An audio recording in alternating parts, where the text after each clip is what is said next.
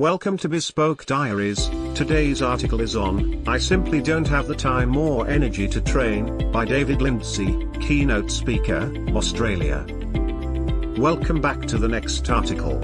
He hopes by now you have established a set of rituals that can help you snap into action from the first second you hop out of bed, and hopefully, you have a glass of water near you so you can have a drink whenever you think about it, and this has enabled you to stay focused and stay mentally strong throughout the day.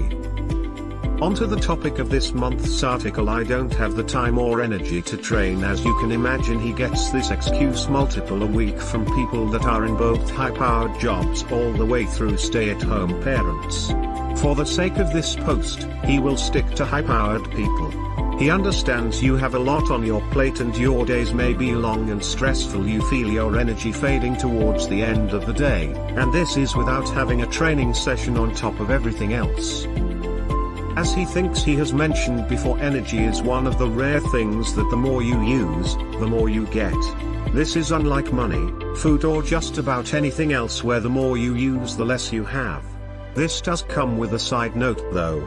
It will take a few weeks of being uncomfortable and feeling tired, but you didn't get to where you are by taking the easy option. This is for long-term gains in energy and therefore long-term gains in performance at work. David will share a few benefits before he gives you a few simple exercise programs that can be done just about anywhere, and given time you will feel and look better, which can only have a positive impact on your performance. When it comes to the time factor, he has basically taken this completely out of the equation, as these sessions can be done at home and can be done in 20 to 30 minutes, with no equipment or gym necessary. First and foremost, if you haven't exercised in a while, or haven't been to the doctor for a checkup, please go and get a physical done. You won't be helping yourself or your business if you aren't healthy and mobile, and if there are any underlying issues, this is the perfect time to get everything in order. With all of these sessions, it is up to you how far you can push yourself. Particularly if you haven't done anything in quite a while, he suggests you start off slowly and gradually build. Even if you feel you can go fast, or do more reps, please hold back. David has seen it all too often. People come to the gym for the first time in a while and they load up the plates and rep it out. They feel good, and after the session, they are excited about how well they did and how good they feel, only for him to not see them for a week or two, if ever. When he gets in contact with these people, they all say very similar things. I woke up like I was hit by a bus. I couldn't walk properly for days. My body is killing me. I can barely move. So please don't be those people. If you haven't trained for a while, ease into it. This session is going to be simple. It will be an entire body session, and we'll write a brief description of each exercise here, so he will just have the names of each exercise in the program.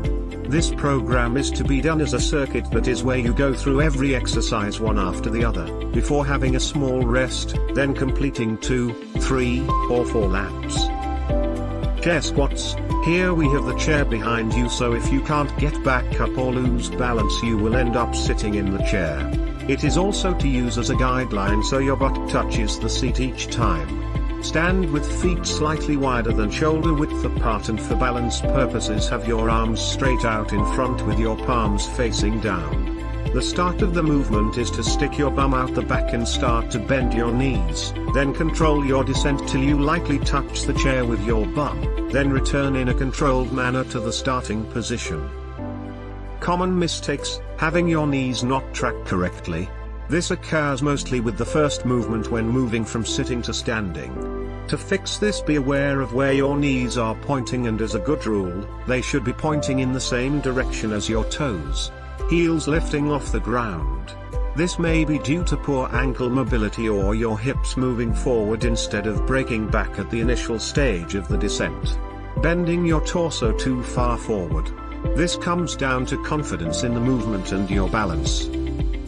Push-ups. Start off with your hands under your shoulders, your body in a straight line from your shoulders to your knees or toes, whatever is on the ground.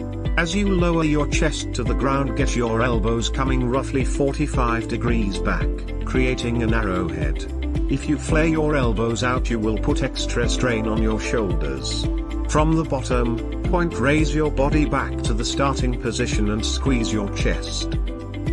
Common mistakes. The main mistakes with push-ups are the dropping or raising of the hips. Try to keep a straight line from your shoulders, through your hips, to your knees or toes, whatever is on the ground. Crunches. Lay down on your back with your knees bent and the soles of your feet flat on the ground. Start with your hands resting on your thighs. Raise your chest and head off the ground to get your wrists to your knees, or fingers to start off with. Slowly lower yourself back to the starting position. Back extensions. Lay your belly down with your legs out straight. Place your hands under your chin and your elbows flared out. Raise your chest off the ground and keep your hands connected to your chin. Your feet may lift off the ground. Return to the starting position. Remember to breathe throughout the session, as most people forget to breathe, particularly when they are starting something new.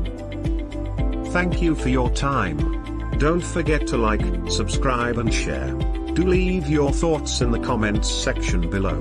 For similar type of article, please reach us at contact@thebespokediaries.com, or you can visit our website www.thebespokediaries.com.